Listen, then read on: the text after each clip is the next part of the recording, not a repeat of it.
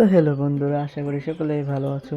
তো আজকে আমি মূলত আমার বাদুরটাকে উঠিয়ে দিয়েছিলাম গাছে, কারণ এখন মূলত আমাদের প্রয়োজন হলো যে তুলার আম খাওয়ার সময় হয়ে গেছে। তো আমরা আমরা আম খেতে খুবই বিজি। তো কারা বিজি আছো অবশ্যই কমেন্টে জানাবে। তো বাদুরটাকে গাছ থেকে নামানো হলো, কারণ আমরা অনেকগুলো আম এবং কি তেঁতুল সংগ্রহ করতে এসেছিলাম। তো সমস্ত সেনাবাহিনীদেরকে দেখতেই পাচ্ছ।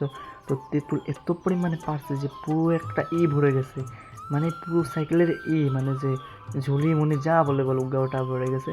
তো এদিকে আবার আকাশ ভাই গেঞ্জি খুলে সুন্দর প্রসেস করে নিচ্ছে। তা ওই দেখো আমার ছোট্ট টিয়া পাখিটা আবার ইসের ভিতর রয়েছে, ওই সাইকেলের খাঁচার ভিতরে। তো এদিকে নাহিদ বড়, তিনি আবার আমটা সুন্দর করে প্রসেসারভাবে ধুচ্ছেন। তো কারণ এত সুন্দর করে ধুচ্ছেন যে মানুষের পাইপ ফুটা করে ধুচ্ছে, মানে বুঝতে পারছো গাইজ যে মানুষের বাঁশ দিয়ে তারপরে করছে। তো আমার টিয়া পাখি খেয়ে আমার হাতেই বসেছে।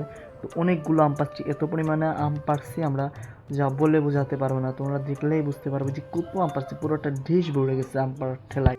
আর এই আমগুলো এত পরিমাণ টক, আমরা আসলে প্রথমে ভাবছিলাম যে আফ্রিকার জঙ্গলের মতন মানুষের মতন মজা করে খাবো, কিন্তু এত পরিমাণ টক লাগছে আমার কাছে, মানে আমি কি কেউ খাইতে পারিনি। সব পরে লাস্টে বাগানে ফেলাই দিয়েছে, কারণ পুরো ভিডিওটা দেখাই নেই।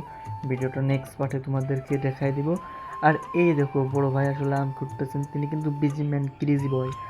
আমটা এটা হলো আমাদের জঙ্গল, মানে আমাদের বাড়ির সাইডে অনেক বড় একটা জঙ্গল আছে। জঙ্গলে মানুষ আসলে দিনের বেলা ভয়তে ঢোকে না। বাগানটার নাম হলো নারায়ণসার বাগান। এই বাগানে অনেক ভয়ঙ্কর স্টোরি আছে, যা আমি তোমাদেরকে একসময় ব্লগ ভিডিও দেখা দেবো, লং ভিডিও।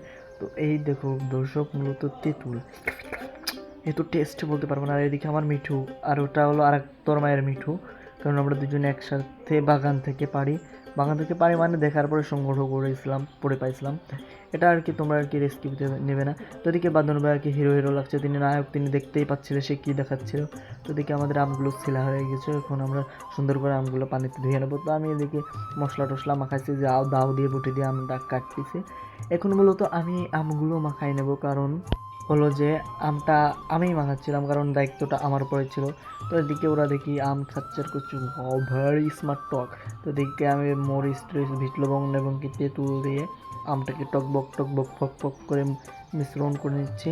তো ভিডিওটা একটু ফানি ক্যারেক্টার হবে, অবশ্যই হাসবে কানবে বেঁধেও দিবে, ওটা কোনো ব্যাপার না।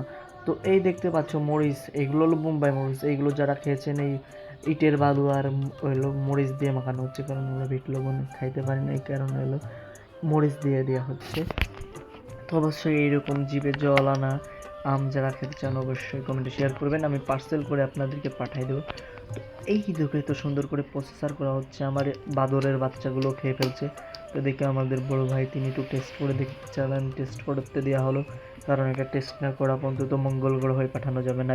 ইতিমধ্যে আমাদের মধ্যে উপস্থিত হয়েছিলেন কামাল ভাই, তিনি আবার নাসার বিজ্ঞানী হিসেবে পরিচিতি পেয়েছেন। ওই দেখেন ক্যাপ মাথায় দিয়ে চলে এসেছেন। আসলে বিজ্ঞানী মানুষ তো একটু অ্যাটিটিউড না থাকলে নয়। এদিকে আমার কুকুরটা দেখো কিরকম মুখ করছে।